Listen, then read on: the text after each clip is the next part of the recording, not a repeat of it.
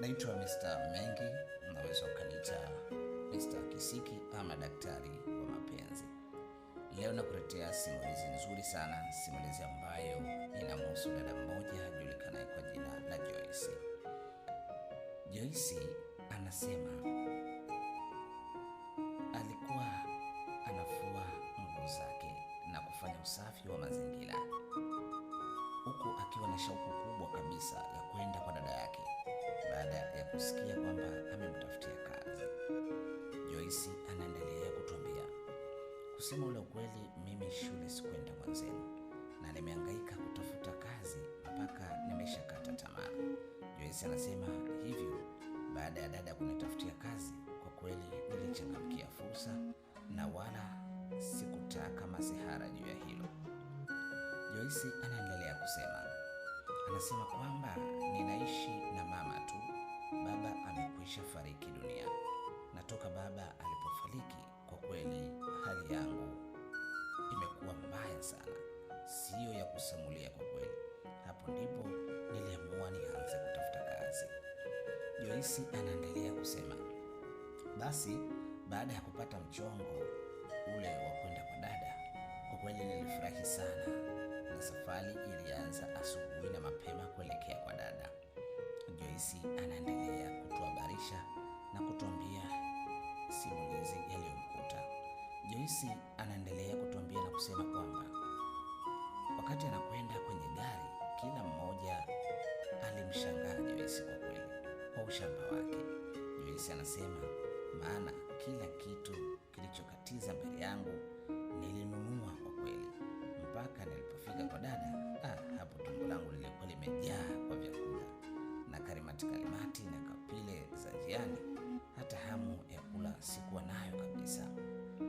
Joyce anaendelea kutusimulia kwa kusema kwamba kwanza, kitu ambacho siwezi kusahau katika maisha yangu ni usia wa mama yangu mzazi, maana alinipa usia mzito sana, si wa kueleza kwa kweli, ila acha twende kwenye stori alafu utaifahamu vizuri kiundani zaidi. Joyce anaendelea kutuambia kwamba nikiwa stendi na msubiri dada aje kunipokea, kuna mkaka mmoja alikuja, alionyesha kama anaangaza kitu eneo lile.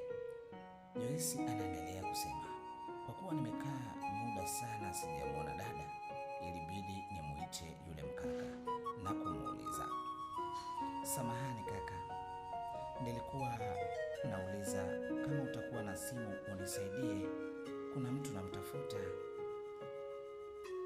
Kwanza tambua kuwa nimetoka nyumbani, sina simu, Joyce anasema, ila kwa kuwa mama alikuwa ameshaongea na dada, hivyo haikuwa tatizo, ila nilipewa namba na mama, nikifika mjini nimtafute dada.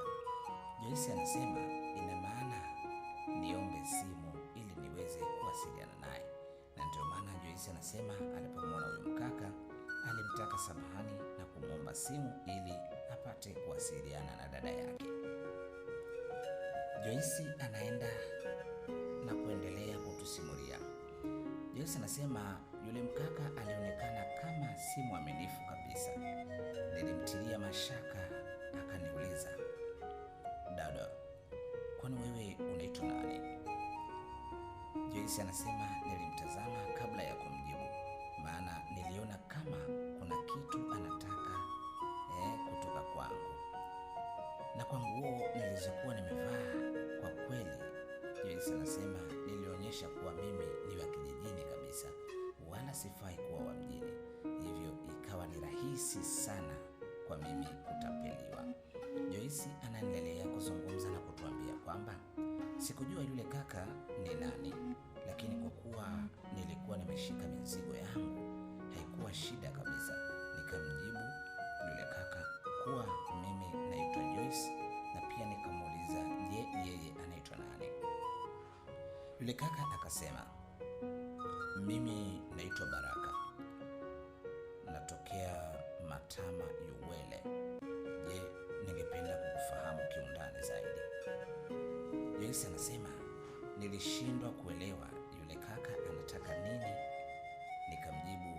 hasira kuwa, kwani kaka, kuna tatizo mimi nikiomba simu? Yule kaka akanijibu, hakuna tatizo, ila nilikuwa nahitaji kitu kutoka kwako. Mmoja wa Joyce alivyoona maswali yale, moja kwa moja Joyce anasema, mimi nikajua ni mapenzi tu anayotaka, na nikakumbuka usia wa mama, nikaamua kumfyonza na kuondoka zangu, nikiendelea kutafuta simu ili nipate kumpigia dada yangu.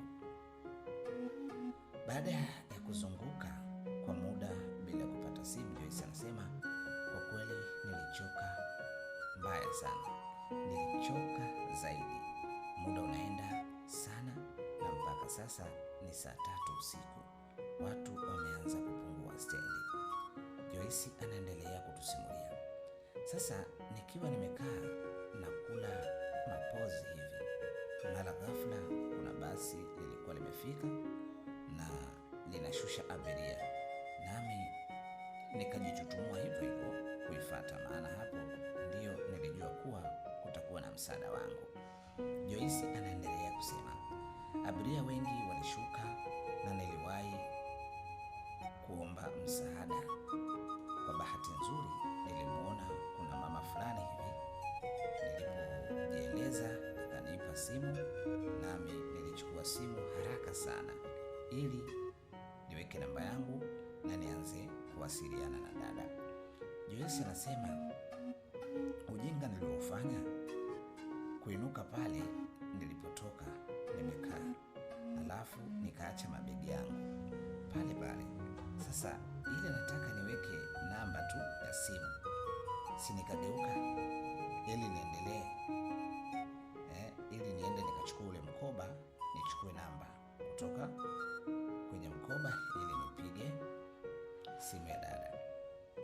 Anasema Joyce alipogeuka, mkoba ulikuwa na zile namba pamoja na pesa. Ajabu ni kwamba mabegi yote hayakuwepo. Nilijikuta napiga kelele kama mwehu. Joyce anaendelea kutuambia, akasema, mpaka wale abiria walibaki wakinitazama, na aliyeniibia ni yule kaka niliyomfunza, maana alikuwa ameketi pembeni na alipoinuka ndipo akaniibia.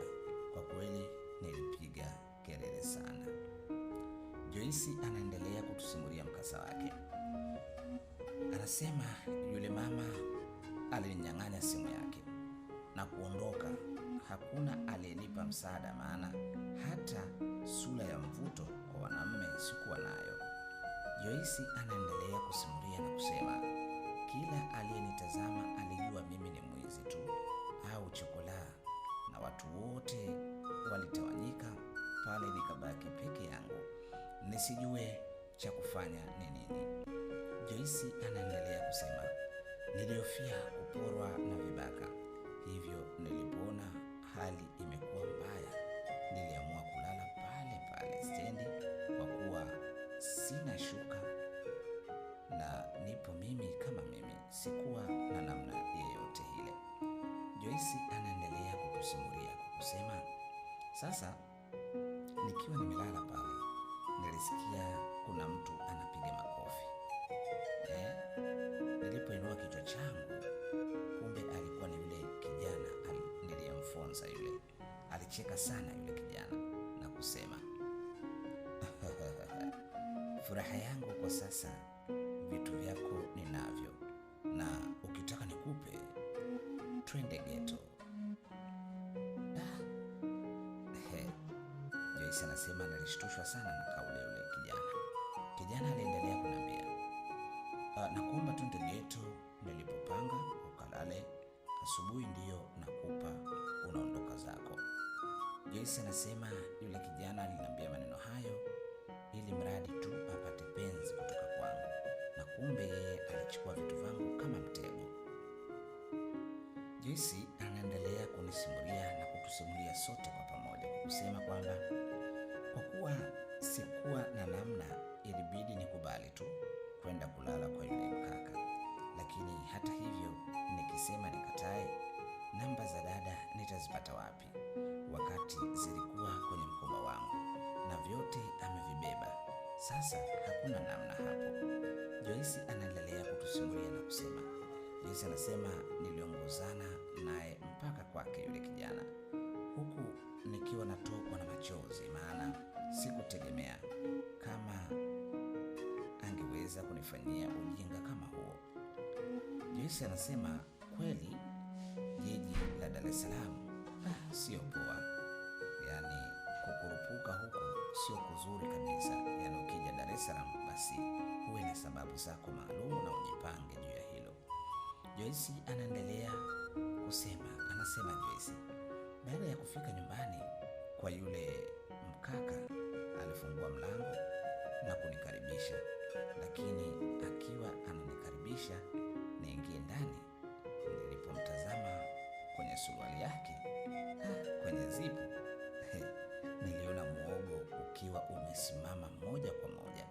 Nikajua huyu anataka kunifanyia kitu mbaya kidogo. Joyce anasema sijawahi kufanya kitendo cha aina hii kabisa kabisa. Yaani bado ni bikra mimi, halafu bikra yangu aitoe huyu mpuuzi mmoja tu. Siwezi kukubali. Joyce anaendelea kutusimulia. Joyce anasema kabla sijapanda gari kuja mjini, nakumbuka mama alinipa darasa moja zuri sana pindi ninapokutana na matatizo, hasa kwa wanaume. Anasema Joyce, mama aliniambia mwanamume akinifosi tufanye mapenzi, hivyo nami nitumie njia au mbinu ile ambayo yeye amenifundisha. Kwa hiyo kwa siku hiyo Joyce anasema niliona nitumie ile mbinu ambayo mama aliniambia ili nijikwamue kwenye jambo hili zito ambalo limenikuta. Joyce anaendelea kutusimulia. Joyce akisema maneno mazito kweli kweli, na kijana huyu anaonekana kuna kitu anataka. Joyce anatuambia nisiwafiche jamani, nisiwafiche ndugu wasikilizaji. Mama alinipa dawa ya unga kwa ajili ya kumwekea mwanamume yeyote, na dawa ile atakayevuta, yani mwanamume yeyote atakayevuta ama mwanamke, atalala kama amekufa, yani usingizi mzito utamkumba. Sasa swali ni kwamba dawa ipo kwenye mkoba ambao yeye ndiye ameuchukua. Joyce anatuambia hapo nilikuwa na wakati mgumu sana kujua kwamba kitu gani ninaweza nikakifanya.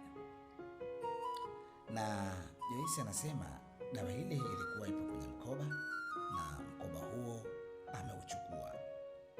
Joyce pale alikoa kidogo na kuona sasa anashindwa afanye nini. Anasema huyu kijana niliamua kujifanya kana kwamba ngoja nimtimizie haja yake, kwa sababu mkoba anao yeye na dawa iko ndani ya mkoba. Je, mimi nitafanyaje? Akaona ngoja nijilegeze kwa huyu kijana, nijifanye nimelainika vile, na nina lengo ya kufanya mapenzi na yeye. Umeona? Joyce akajifanya hivyo.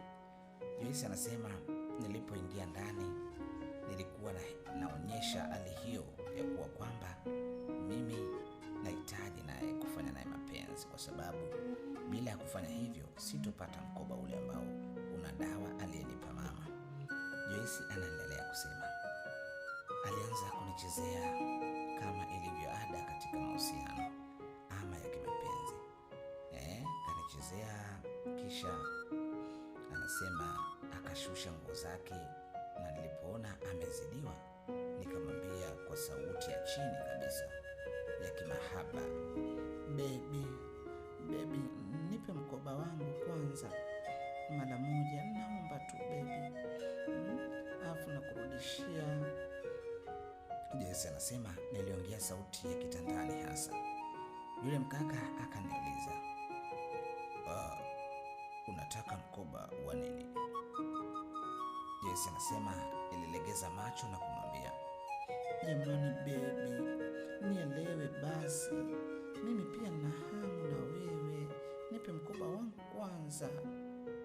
Yule kijana, Joyce anasema, akanipa mkoba na kunitazama kwa umakini, nami nikaufungua, kisha nikazamisha mkono na kufungua mfuko wa dawa. Joyce anaendelea kusema, na ile dawa ikatapakaa kwenye vidole vyangu, kisha nikasema kuwa haya, nilikuwa nataka kitu nimekikosa, ila itakuwa nimekisahau nyumbani. Joyce anasema nilimjibu hivyo. Basi nikamwambia, rudisha mkoba baby. Joyce anasema nilimwambia hivyo, lakini wakati huo vidole vyangu vimekwisha tapakaa dawa hile ambayo niliigusa mule katika ule mkoba. Joyce anasema yule kijana akarudisha mkoba na kurudi kwangu akiwa na hamu ya kunipakua vizuri, yani ya kunipa mambo yake, yani ya kufanya mapenzi na mimi. Yani hatari sana. Joyce anaendelea kusema, basi nikaanza kumpa mate, kufanya romance ili mradi mapenzi yaendelee.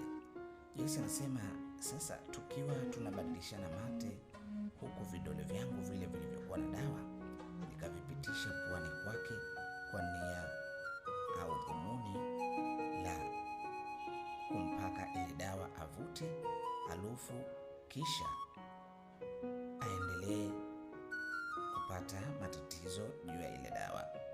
Joyce anazungumza, anasema yule kijana aliendelea kuvua nguo mpaka akamaliza, nami nilianza kujibalagua pale kana kwamba nataka nifanye mapenzi na yeye.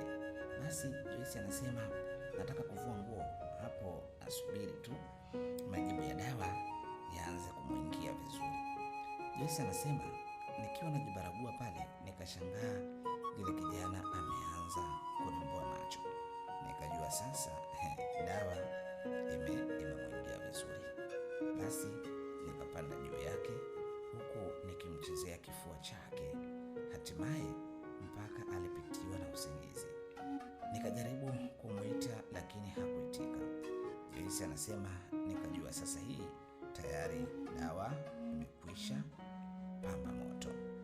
Joyce anaendelea kutuambia, anasema nilichukua mabegi yangu na kuondoka zangu haraka, na ukumbuke ilikuwa ni usiku sana wa saa 4. Nilitoka nje na kuondoka zangu, lakini nilikumbuka kuwa sina simu.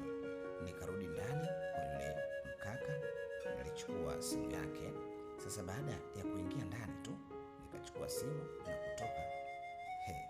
Ile nafika tu mlangoni, Joyce anasema nakutanisha macho uso kwa uso na mkaka mwingine ambaye alikuwa ni rafiki yake na yule mkaka aliyezimia pale.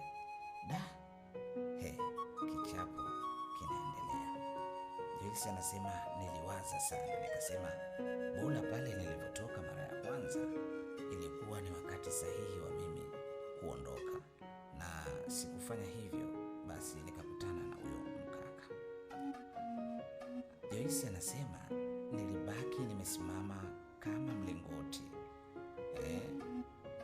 yani mlingoti ambao uliogongelewa misumari, huku nimeshikilia mabegi na simu ya yule mkaka niliyomwekea dawa. Joyce anaendelea kusema, yani kwa kweli ilikuwa ni wakati mgumu kweli kweli. Joyce anaendelea kutusimulia, anasema nimekutwa nikitaka kuiba simu ya yule kijana niliyemwekea dawa ya usingizi, yule rafiki yake. Na huyo kijana alikuwa amesimama mlangoni, akanitazama kwa hasira sana, akaniuliza, vipi, mbona kama sikuelewi wewe? Mbona sikuelewi dada? Alafu mbona mkononi umeshika simu ya rafiki yangu? Unaipeleka wapi? Joyce anasema kiukweli sikuweza kumjibu kwa kweli, maana siri imekuwa si siri tena, imekuwa Sri Lanka, yani imebadilika. Nikasema yani leo nimeingia cha kike. Yule kijana akaendelea kunambia, dada, nakuuliza, imekuwaje umeingia humu ndani? Joyce anasema aliniuliza yule rafiki yake, na yule mkaka nilimwekea dawa puani. Nilishangaa sana, yani nilikosa jibu kwa kweli, yani sikujua kitu gani kitaendelea, kwa sababu yule mkaka nilishamwekea dawa, na maswali huyu aliyenifuma hapa anaendelea na maswali. Sasa nifanye nini? Hali ilikuwa ngumu kwa kweli. Sasa pale nilikosa cha kumjibu. Yule mkaka akaingia ndani, akafika mpaka ndani, alibaki ameshangaa sana, maana mwenye chumba alimkuta amelala fofofo. Mimi nimechukua simu, ina maana amelala usingizi wa aina gani kwa kweli. Huyo kijana aliishiwa pozi kwa kuona tukio lile na kumwona rafiki yake amelala fofofo, na mimi nimechukua simu, maana hakujua nini kimemkuta rafiki yake, bila kujua kuwa nimemwekea dawa yule mkaka. Basi yule mkaka anamwekea dawa. Sasa rafiki yake Joyce anasema alimwamsha rafiki yake kwa muda sana, baadaye ndiko akaamka, lakini bado dawa ilishika moto. Aliinuka na kuanguka chini huku jasho likimtoka. Kipindi yule rafiki yake anahangaika kumwamsha, mimi nikafungua mlango haraka na kutoka nje nikapiga kelele nipate msaada. Joyce anaendelea kusema, maana nimeshashikwa tena, lakini haikunisaidia ile kelele nilizokuwa nimepiga. Yule rafiki yake wa yule kijana nilimwekea dawa puani akatoka na kunikimbiza.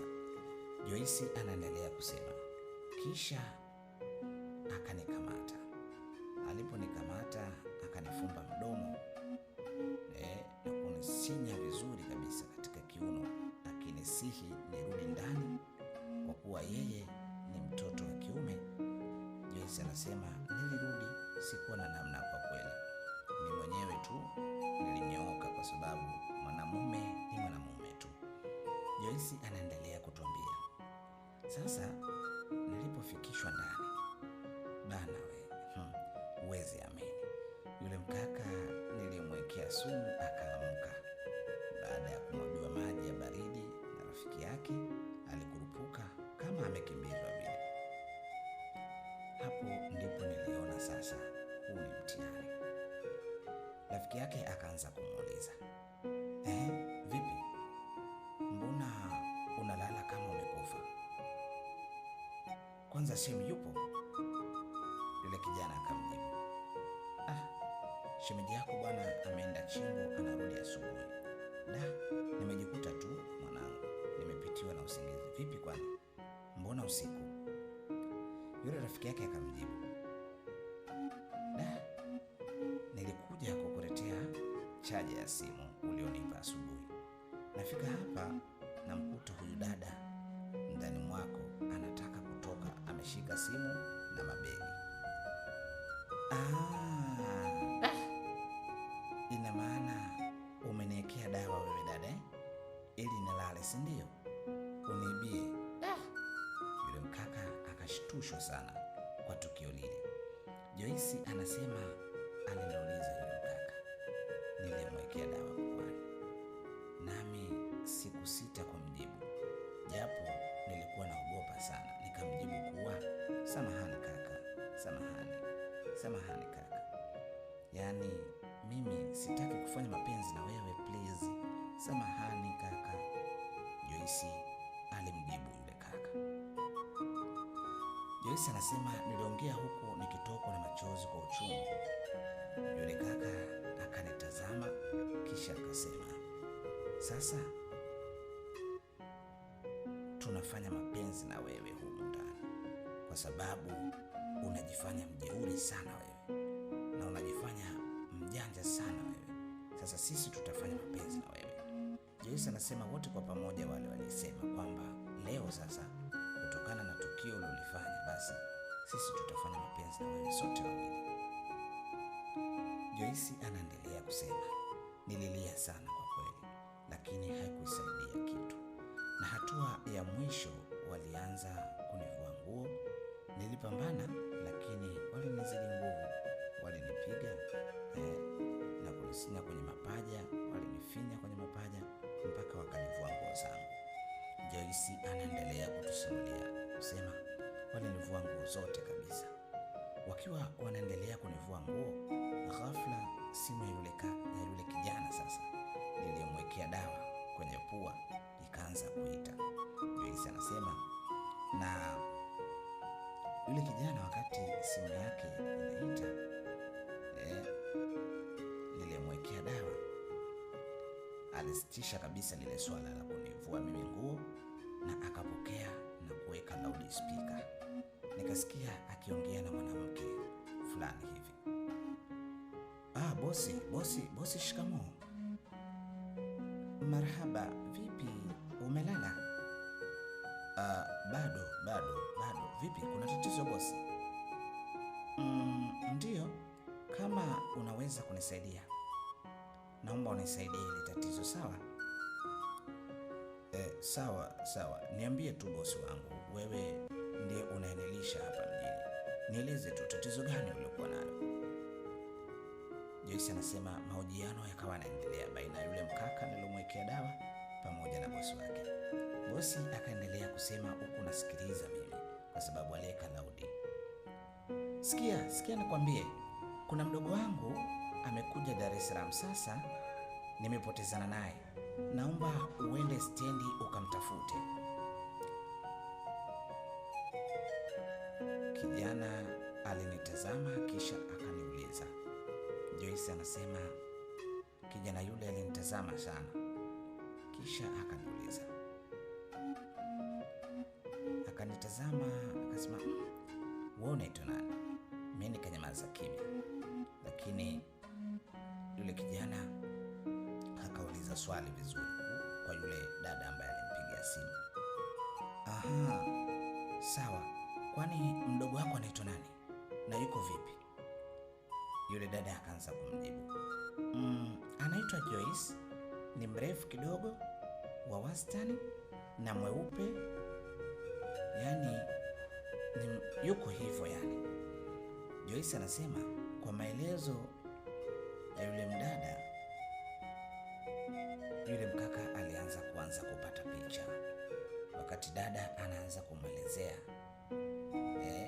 jinsi alivyo, anasema dada alikuwa akimwelezea yule mfanyakazi wake. Anasema ni mweupe. Kwa maelezo ya mama, amevaa mtandio mweupe na ameshevu nywele zake kwa panki, ile minyoyo ya zamani unatoa nywele upande wa kushoto na kulia, za kati unaziacha. Basi yule mdada akaendelea kuwasiliana na yule kijana. Yule kijana akasema akaguna kidogo. Kijana, Joyce anasema, alinitazama maana sifa zote ninazo, na aliniuliza jina langu. Nikamjibu naitwa Joyce. Hapo alishua pause kwa kweli, akaona kumbe huyu ni mdogo wake na bosi wangu. Okay. Basi Joyce anasema kijana yule alishua pause maana alitaka kunibaka. Kumbe mimi ni mgeni wa bosi wake ambaye ni dada yangu. Joyce anasema ukikumbuka vizuri katika maelezo yangu, mimi nimekuja mjini kwa dada. Kwa bahati mbaya tumepotezana kimawasiliano. Basi Joyce anasema yule kijana alinitazama kwa jicho la aibu sana, maana kitendo alichokuwa anataka kunifanyia sio kizuri kabisa, na isitoshe mimi ni mgeni wa bosi wake.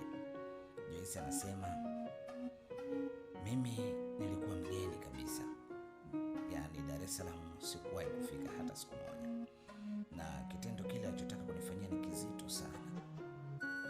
Na bila kujua kwamba mimi ni mgeni wa dada wa bosi wake ambaye mimi ni dada yangu. Joyce anasema alipogundua hivyo aliamua kuacha lile zoezi la kunivua nguo, kisha akasema, dada, jiandae ukaoge nikupeleke kwa dada yako. Joyce anasema alisema yule mkaka kwa jicho la aibu sana, nami niliinuka na kumwomba anielekeze bafuni nikaoge. Joyce anasema nikaelekezwa bafuni, kisha nikaingia na kujipiga maji mule. Baada ya kutoka kuoga sasa, Joyce anasema alinieleza, aliniambia niingie chumbani nikabadilisha nguo, nami nilifanya kama alivyoelekezwa. Basi Joyce anasema yule mkaka alivyoniambia vile, nikiwa chumbani nabadilisha nguo, ghafla nikasikia simu ya yule kijana ikiita, kisha akapokea. Kumbe aliyempigia alikuwa ni dada. Unaona? Joyce anasema kwa kuwa aliweka loudspeaker ilikuwa rahisi kumsikia. Alisema yule kijana yani alikuwa anaweka loudspeaker. Mawasiliano yakaanza baina ya yule kijana na dada yangu. Wakati huo Joyce anasema mimi nibadilisha nguo kule chumbani. Hello boss. Hello boss. Dada akasema, sasa nisikilize kwa umakini sana. Hakikisha unampata mdogo wangu Joyce. Ikiwezekana tangaza kwenye redio. Atakayempata kuna pesa shilingi 500,000 za Kitanzania. Umenielewa sijui? Da? Joyce anasema alisikia loudspeaker ikizungumza sauti ya huyo dada yake akimwelekeza yule kijana kwamba ikiwezekana atangaze redioni ili mradi yule Joyce apate kupatikana. Joyce anaendelea kutusimulia, anasema kijana alishindwa amweleze nini dada yake na Joyce, maana mlengwa anayetafutwa ndio mimi na nipo naye. Joyce anasema yani alikuwa na wakati mgumu sana. Joyce anasema basi wakati namaliza kupaka mafuta na kubadilisha nguo, cha ajabu yule kijana aliongoza na kumpigia dereva teksi, akaja moja kwa moja na tulipanda mimi na yeye, kisha tukaondoka na sikujua ananipeleka wapi usiku wote huu. Joyce anaendelea kusema gari lilisonga mpaka tukafika kwenye hoteli moja hivi iliyo karibu na lile eneo, kisha tukashuka na kuingia ndani.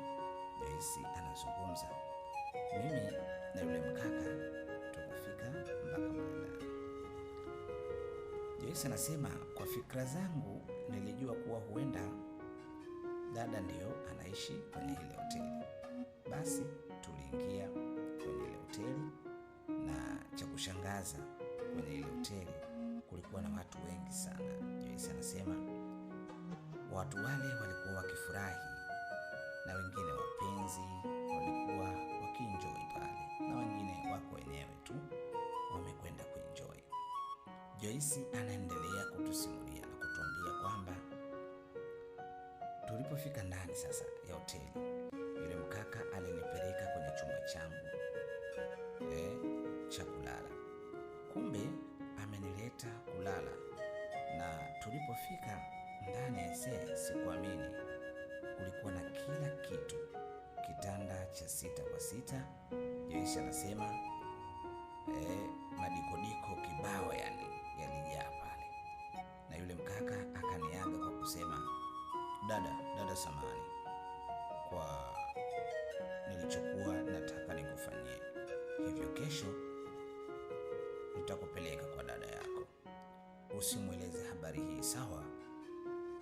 Joyce anasema nilitabasamu kidogo baada ya kuniambia jambo kama lile, kisha nikasema sawa, hakuna shida, hakuna tatizo, nimekuelewa, usiwe na shaka.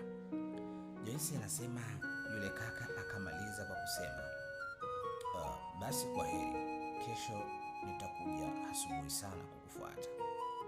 Joyce anasema yule kaka akaondoka zake. Sasa ukumbuke mimi nimetoka kijijini. Joyce anaendelea kutusimulia. Sina hata moja ninalolijua. Kiufupi ni kwamba ni mshamba mimi, Mola ya jiji la Dar es Salaam. Sijui chochote kwa kweli. Na cha kuchekesha nikiwa ndani nikitizama ukutani katika kile chumba cha hoteli nikakuta TV na remote. Sasa sijui kuwasha TV, na pembeni Joyce anasema kulikuwa na redio kubwa tu. Na pia nilipotupa macho mezani nikaona kuna hotpot nyeupe hivi. Nikasogea na kuifunua. Ndugu yangu, wacha kama ilivyo. Kulikuwa na pilau katika hotpot hilo. Kulikuwa na masara nzuri kwelikweli na juisi kwa pembeni. Kulikuwa na juisi hatari, juisi nzuri kwelikweli. Joyce anasema bila kuuliza nilinawa na kuanza kula msosi huo, kwa sababu niliona hakuna sababu ya mimi kuchelewa hapa, maana takuta mwana si wangu. Joyce anaendelea kutusimulia akisema, nilikula mpaka nikashiba. Sasa kiherehele nilichokuwa nacho ni kuwasha TV. Sasa kila nilipojaribu nilishindwa. Alafu nikitazama dirishani naona kuna watu wengi kwenye ile hoteli. Joyce anaendelea kutuambia kwamba nikaona nitoke na kumuita kaka mmoja hivi mweupe, kama maji ya kunywa yapo nimeyaona pale. Kwa nilipotoka nikaenda zangu chini pale nikamkuta mkaka mmoja hivi kama maji ya kunde hivi mweupe. Alipofika nilimwomba aingie ndani na kuniwashia TV.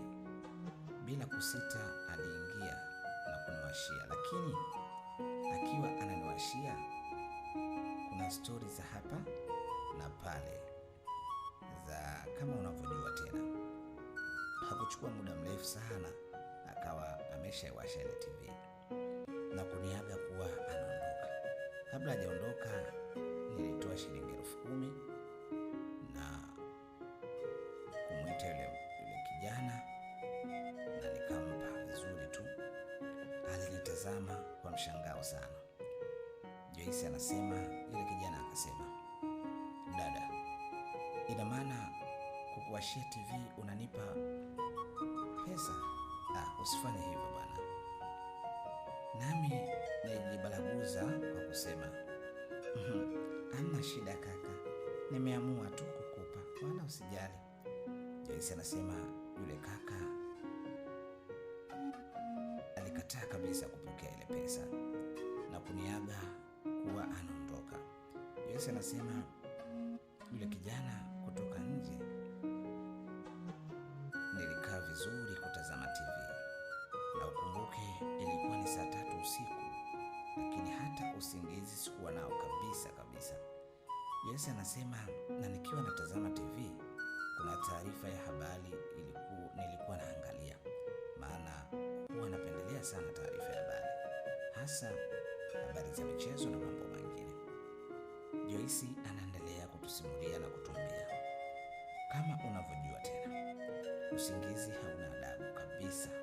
Nikiwa naendelea kuangalia TV usingizini, usingizi ulianza kabisa kuniwinda mpaka macho yakawa mazito kabisa. Joyce anasema alianza kutazama TV na kuanza kusikia habari pale zinazungumzwa katika taarifa ya habari hili zikisema, hii ni taarifa ya habari. Msichana aitwaye Joyce anatafutwa na dada yake aitwaye Mariam aliyepotea stendi kuu ya mabasi.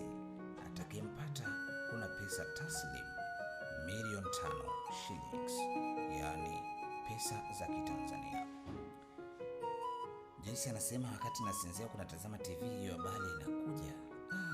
Ilikuwa ni sauti ya msomaji wa taarifa ya habari ambaye alinifanya nifungue macho yangu na kusikiliza mpaka usingizi ukaniisha. Nikawa najiuliza, ina maana dada amepandisha dau kutoka 500,000 mpaka imefika shilingi milioni 5? Hiyo pesa ameitoa wapi dada? Joyce anasema nikawa najiuliza, siku hizi dada yangu anafanya kazi ipi? Maana kumbe mjini ni kuzuri. Joyce anasema niliposikia hivyo nikaona kweli mambo yamekuwa moto kweli kwa dada huko. Joyce anasema ile taarifa habari ikaendelea kusomwa na kusema, dada huyo anayetafutwa ni mweupe na mrefu kidogo, mwembamba, hivyo atakayemwona aje naye. Joyce anasema baada ya kusikiliza mpaka taarifa ile ya habari kuisha, nikawa najiuliza maswali. Nikawa najiuliza maswali mengi sana. Nilijiuliza, ina maana mimi natafutwa kama dhahabu? Yaani milioni 5 sio mchezo, ni nyingi sana. Swali lingine ni kwamba nilikuwa nikijiuliza, dada anafanya kazi gani? Sasa nikiwa nawaza, ghafla tu mlango uligongwa. Niliinuka na kuuliza, wewe nani unagonga? Lakini sikujibiwa. Joyce anasema nikafungua dirisha na kutazama ni nani anagonga. Sikuamini. Alikuwa ni yule kijana aliyeniwashia TV na vijana wengine wawili wamevaa maski zile za kuziba zile usoni. Kumbe yule kijana aliyeniwashia TV alitoa taarifa. Yaani alitoa taarifa baada ya kusikia kuna milioni 5. Kumbe na yeye amelisikia lile tangazo lilotoka katika habari. Joyce anasema aliponiona alihisi anayetafutwa ni mimi kutokana na mazingira aliyeniona. Joyce anaendelea kutusimulia hivyo, akaagiza watu waje kuniteka ili wanipeleke kwa dada wapewe hiyo pesa. Lakini mbona kama hawa vijana wana visu mikononi? Joyce anasema niliwashangaa kwa kweli wale vijana walivyokuja. Walikuja kivingine kabisa. Joyce anaendelea kutusimulia, anasema nilishikwa na woga sana nilipoona wale watu wamevaa maski, tena walizidi kugonga mlango. Sasa ukumbuke kuwa hata mlango sikufungua, ila wale majambazi hawakujua hilo. Yaani ule mlango mimi siku ile niliegesha hivi, niliubana kidogo, lakini sikufunga vizuri. Wale majambazi hawakujua hilo, walianza kupiga hatua na kufikia mlango, kisha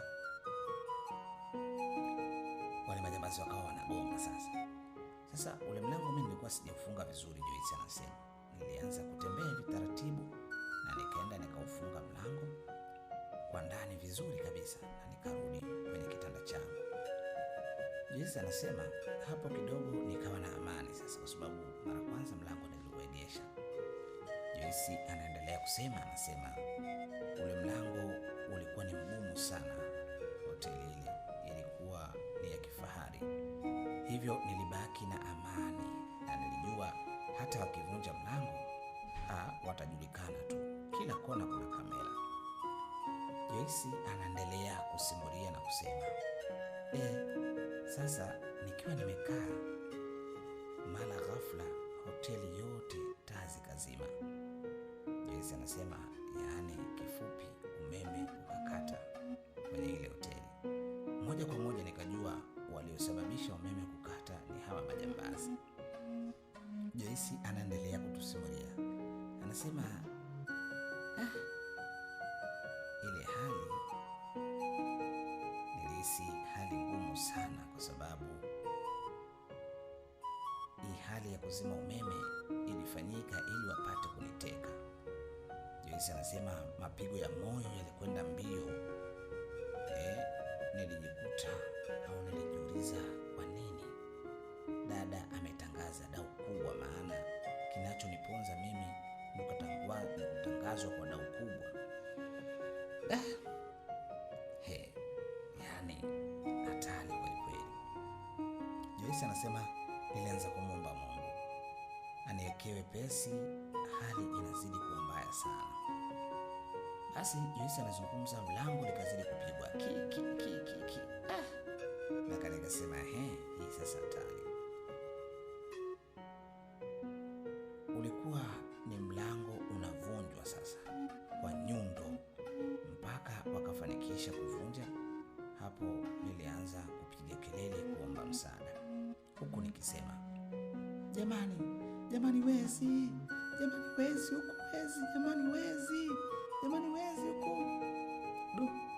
Joyce anasema ajabu ni kwamba watu hawakutokea na hoteli nzima ilikuwa ina watu, lakini hakuna aliyejitokeza kabisa. Unajua, mpaka nilishikwa na hasira. Joyce anasema baada ya kuvunja mlango wakawasha tochi, walivyokuwa wanamulika ndani ile tochi, nami nilijificha chini ya kitanda. Joyce anasema walipomulika na kufunua kitanda, wakanitoa nje na kunifunika kitambaa mdomoni na kunifunga kamba mguuni na mikononi. Sasa Joyce anasema kipindi natolewa nje ajabu ni kwamba watu wote kwenye hoteli walikuwa wamelala fofofo, mpaka mlinzi naye alikuwa amelala moja kwa moja. Nilijiuliza, Joyce anasema nikajiuliza swali, nikasema huenda wamepuliziwa dawa hawa ya usingizi, maana wote walikuwa wamelala. Joyce anaendelea kutusimulia, anasema nilipotelewa nje, nikatupiwa kwenye gari na kupelekwa kusikojulikana. Kwa kuwa ulikuwa ni usiku, nilituliza wengi kwa kweli, nikakaa kama nimepigiliwa misumari kwenye gari. Joyce anasema nilitulia tuli kabisa. Basi nilifikishwa mahali, nikashushwa na kuingizwa ndani. Kwa kweli hapo nilijua huenda naenda kufa kabisa. Nilizidi kutetemeka kwa woga niliokuwa nao kwa kweli, na niliona kwamba hii ni hali nzito kwa kweli kwangu. Joyce anaendelea kutusimulia, anasema baada ya kufikishwa ndani, kijana mmoja akapiga simu na kusema, "Halo bosi, mzigo upo tayari hapa. Njoo basi." Joyce anasema niliwaza sana, ina maana dada ndiyo bosi au kuna bosi mwingine? Nilijiuliza maswali. Nilikosa jibu kwa kweli. Joyce anaendelea kutusimulia, anasema nilikaa kama dakika 5 hivi kupita, kuna gari iliingia, gari nyeusi, na alishuka kijana mmoja mrefu wa makamo tu, mweusi. Ana weusi fulani hivi. Baada ya kufika, akanifungua kitambaa na wale vijana wakamkaribisha kwa kusema, karibu sana bosi. Tumempata dada uliyesema tukutafutie, karibu sana." Yule bosi akanitazama kisha akasema kuwaambia wale vijana walioniteka, okay, nimefanya vizuri sana, tena anafaa kabisa kwenye kazi yangu huyo. Aliposema hivyo yule bosi, nilibaki na mshangao kidogo. Joyce anasema kumbe vijana walioniteka si kwamba walitaka kunipeleka kwa dada, waliagizwa kutafuta binti wa kufanya biashara. Sasa ni biashara gani hiyo? Joyce anasema nilijiuliza maswali. Hapo nilibaki kwenye maswali tu kwenye ubongo wangu. Joyce anasema yule bosi akatoa briefcase yake, yani begi lake, na kufunua, kisha akasema kuwaambia wale vijana, nawapa pesa hizi, zipo dola 10,000, zitawasaidia kwa kazi nzuri mlioifanya, imenifurahisha sana. Joyce anaendelea kusema wale vijana walifurahi sana, maana ni pesa nyingi sana sana, ni pesa nyingi hizo kwa kweli. Na baada ya kuwapa zile pesa, akamaliza kwa kusema, yani kwa kuambia wale vijana, jamani, kama mnavyojua mimi ni dalali tu wa kutafuta wasichana, hivyo kwa kuwa ni usiku, mumlinde huyu dada mpaka asubuhi. Ikifika asubuhi tu na kuja kumchukua, muwe walinzi juu ya hili, na ifikapo kesho nitakuja kuwaongeza pesa kama mtamlinda. Sawa jamani? Wote wakaitikia wakasema, hakuna tatizo bosi, hakuna tatizo bosi wetu. Yule bosi Joyce anasema alipoongea hivyo akaondoka zake na kuwaacha wale vijana pale wakinilinda, na sijui nalindwa kwa sababu gani. Joyce aliendelea kutusimulia na kutuambia, walinifunika na mashuka makubwa ili baridi lisiniathiri mpaka ilipofika saa 6 usiku. Hapo hali yangu ilikuwa mbaya sana, chozi lilinitoka kwa hasira, maana kuja kwangu kwa dada kumekuwa ni adhabu kwangu. Joyce anaendelea kusema, hatari sana. Sasa ilipofika saa 6 usiku, wale vijana wote walipitiwa na usingizi, akabaki kijana mmoja tu. Alipogundua wenzio wamelala, akainuka na kunifunika mdomo kwa nguvu kabisa. Yani cha ajabu, nikaona ananipanua mapaja yangu na kuanza kushusha nguo yangu ya ndani. Haikuishia hapo tu, akashika suruali yake na kuanza kufungua kisikizo na kufungua zipu ya suruali yake. Joyce anasema, hali hii ilinitisha kwa kweli, niliogopa. Kijana yule alipovua suruali yake na kunitanua mapaja akitaka kunibaka, hapo hata uwezo wa kupiga kelele sina tena, maana nimefunikwa na kitambaa kwenye mdomo wangu. Joyce anasema hivyo, hata uwezo wa kupiga kelele sina kabisa.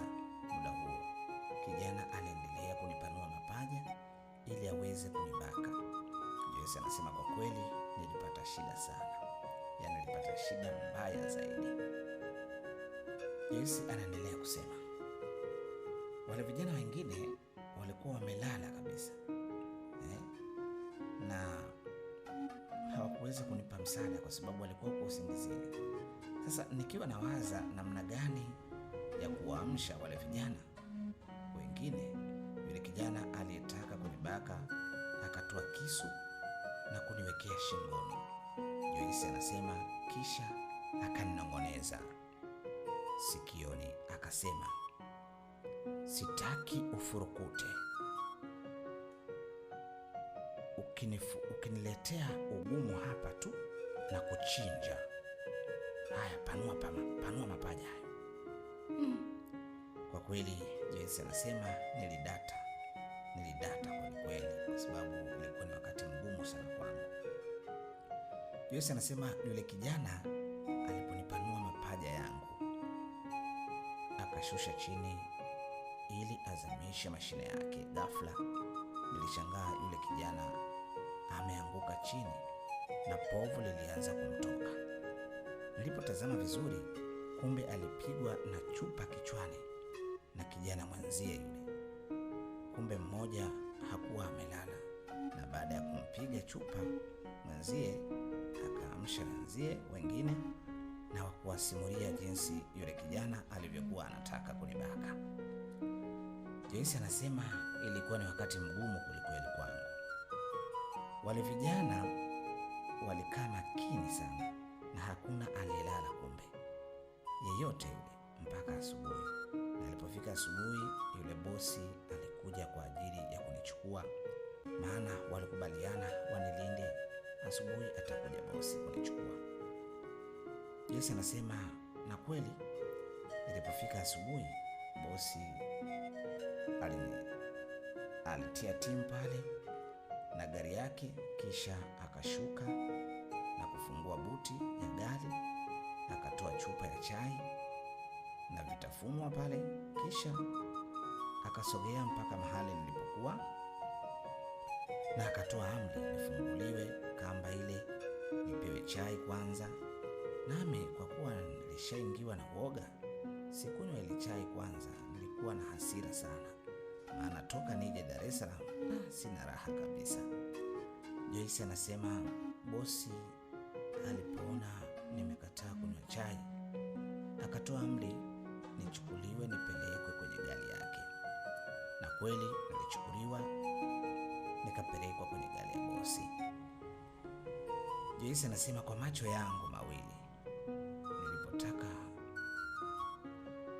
nilipata kuona bosi akiwahesabia pesa wale vijana nyingine na kuingia kwenye gari, kisha akawasha gari na kuondoka. Joyce anasema wala sikujua yule bosi ananipeleka wapi. Nilijikuta tu napelekwa kama mzoga. Tulikwenda mpaka kwenye nyumba kubwa ilikuwa karibu na chuo. Hiyo nyumba ilikuwa karibu na chuo cha utalii. Joyce anasema mkabala na ofisi ya katibu tawala. Joyce anasema tulivyofika akafunguliwa geti na mfanyakazi wake na kuingia moja kwa moja mpaka ndani. Joyce anaendelea kutusimulia akisema bila kupoteza muda nikapelekwa kwenye chumba kimoja hivi. Nikavalishwa nguo nzuri sana na marashi mazuri sana, na baada ya kuvalishwa nguo bosi akanikaribisha kwa dada mmoja hivi, lakini nguo zile nilizovalishwa zilikuwa ni jezi zilizoandikwa kwamba maneno yafuatayo: a company selling women and men for sex at a low cost. Zile fulana nilizovalishwa jezi kama za hotelini hivi jezi, lakini ziliandikwa sentensi hiyo ya Kiingereza ikisema a company selling women and men for sex at a low cost. Sasa kwa kuwa hata shule sikwenda, Joyce anasema sikuweza kujua ina maana gani. Joyce anasema jezi zile zilikuwa ni sketi fupi na shati nyeupe. Sasa baada ya kukabidhishwa na bosi kwa yule dada, akanikaribisha kwa kusema karibu dada kwenye kampuni yetu, na kwa sasa nimeelezwa na bosi kuwa mshahara wako ni milioni 6, yaani shilingi milioni 6 za Kitanzania kwa mwezi. Karibu sana. Joyce anasema nilishangaa sana, milioni 6 da. Niliona hata dada asipojaliwa kunipata, kumbe nimepata ajira nzuri sana. Hata kwa dada huko hakuna sababu ya mimi kwenda. Nikamuuliza yule dada, samahani sana dada, hii kampuni inahusika na nini? Joyce anasema yule dada akanionyesha yale maneno yaliyoandikwa kwenye shati langu, yaliyoandikwa a company selling women and men for sex at a low cost. Nikamuuliza, unajua mimi sikwenda shule, haya maneno yana maana gani? Joyce anasema yule dada akanijibu, a company selling women and men for sex at a low cost ni kampuni inayouza wanawake na wanaume kwa ajili ya ngono kwa gharama nafuu. Joyce anasema nguvu ziliniishia kabisa, nikaanguka chini na kupoteza fahamu. Kumbe nimeletwa ili nifanye biashara ya kuuza ngono. Joyce anasema hapo ndipo nilidondoka na nikaanguka chini kabisa na nikapoteza fahamu. Ndugu mpenzi msikilizaji, hii simulizi ya Joyce ni simulizi moja nzuri sana. Lakini nisikuchoshe sana, ningependa tuendelee katika sehemu ya pili. Usikose kuendelea simulizi hii. Joyce baada ya kupoteza fahamu, nini kilitokea baada ya hapo? Nadhani utakuwa wa kwanza kuangalia simulizi hii katika sehemu ya pili ili tupate kujifunza sote kwa pamoja kwa haya mazito yaliyomtokea dada yetu Joyce. Asante kwa kunisikiliza. Mimi ni mwanasimulizi wako nijulikana kwa jina la Mengi aka Kisiki, ama unaweza ukaniita daktari wa mapenzi. Hivyo naomba ukliki button nyekundu iliyoandikwa subscribe, ulike na udondoshe comment zako. Asante kwa kunisikiliza. Karibu sana.